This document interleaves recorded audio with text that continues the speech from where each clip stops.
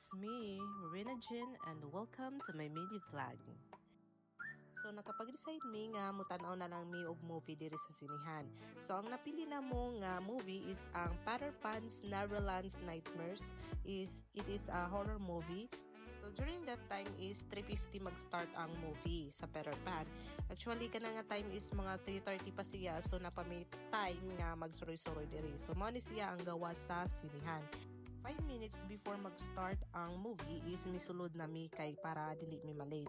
Nakatawa pag yun mi ana guys kay abi na mo og daghan ang mga tawo nga mananaw ba, pero ang ending di ay kami ra duha ang nananaw kay weekdays kasi na, so why kaadyo mga tao na mag-movie kay usually kasi puno talaga mga sinihan kung Sabado, Domingo kay family day.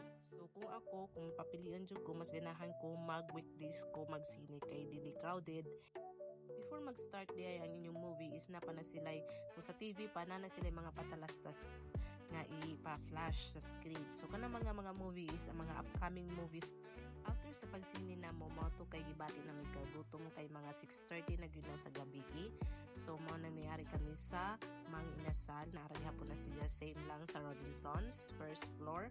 So mao ni among gi-order is ang solo fiesta meal na ay siya chicken, java rice, palabok o lumpiang tawgi. So mao na siya. Daghang salamat. Bye-bye.